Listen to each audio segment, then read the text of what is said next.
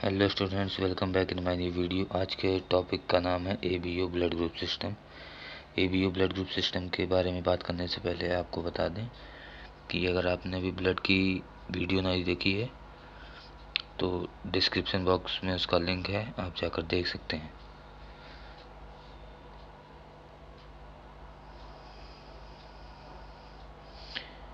ABO blood group system is also called type of blood.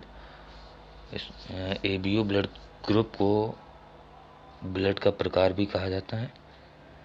ABO blood group का classification based on the absence and presence of antigen which are present on surface of RBC. These antigen may be protein or carbohydrates and may be glycoprotein.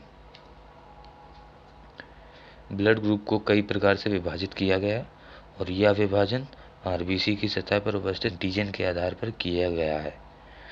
यह antigen carbohydrate प्रकृति के भी हो सकते हैं और protein प्रकृति के भी हो सकते हैं।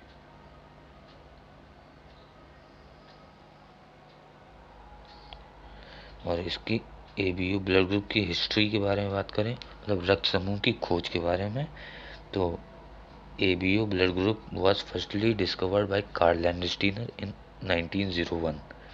एबीओ रक्त समूह की खोज सर्वप्रथम कार्ल लैंडस्टीनर ने सन 1901 में की थी। इसके बाद को 1930 में नोबेल पुरस्कार मतलब प्राइज दिया गया। कार्ल लैंडस्टीनर की फ़ोटो आपके ये हैं। कार्ल लैंडस्टीनर, ये कार्ल लैंडस्टीनर है। ये है इनका एबीओ ब्लड ग्रुप सिस्टम का पूरा। और इसका दूसरा, Adriano Sturli and Alfred von Decastello worked under Karl Landsteiner and he discovered AB blood group in 1902। दो साइंटिस्ट आए कार्ल लैंडस्टीनर के अंडर में जिन्होंने 1902 में एबी ब्लड ग्रुप की खोज की। हिंदी में एड्रेनो और अल्फ्रेड वॉन डैकेस्टिलो ने कार्ल लैंडस्टीनर के अनुसार सन 1902 में नए रक्त समूह की खोज की जिसे एबी ब्लड ग्रुप के नाम से जाना जाता था। प्रिंसिपल ऑफ कार्ल लैंडस्टीनर, ये Karl Landsteiner law of blood. According to the Karl Landsteiner law of blood group, if an antigen is present on the surface of RBC, then corresponding antibody means some antibody absence in the person's blood serum। इनके नियम के अनुसार यदि किसी व्यक्ति के शरीर में ब्लड ग्रुप का कोई एंटीजन उपस्थित है तो उसके शरीर में एक जैसी एंटीबॉडी नहीं पाई जाएगी। अगर उनके ब्लड में एंटीजन प्रेजेंट है तो उनके बॉडी में ए एंटीबॉडी नहीं बल्कि उसके करॉस्पॉन्डिंग मतलब उसके विपरीत बी एंटीबॉडी प्रेजेंट रहेगी। मैंने टेबल बना के रखी है जिससे आप लोगों को आसानी समझ में आ जाए। ग्रुप ए है, ग्रुप बी है, ग्रुप सी है, ग्रुप ओ है। ओ को 0 भी कहा जाता है। Red cell type, red blood cell type.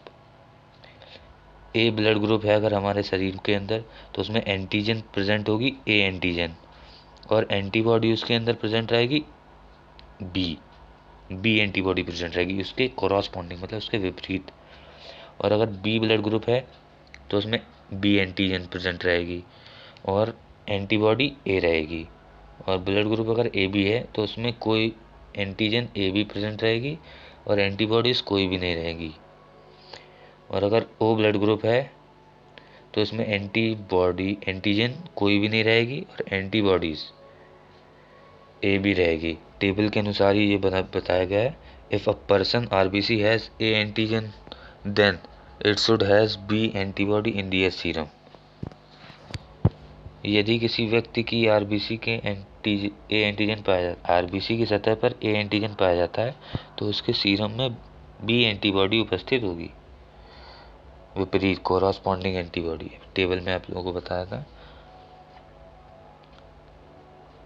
If a person's RBC has 3 antigen, then it should has a antibody in the serum. यदि किसी व्यक्ति की आरबीसी के में एंटीजन बी पाया जाता है तो उसके सीरम में ए एंटीबॉडी पाई जाएगी। एंटीजन बी है तो ए एंटीबॉडी पाई जाएगी। If a person RBC has A B antigen then it should not has any antibody in the serum. यदि किसी व्यक्ति की आरबीसी के पास ए बी एंटीजन है, ए बी एंटीजन पाया जाता है तो उसके सीरम में कोई भी प्रकार की एंटीबॉडी नहीं पाई जाएगी।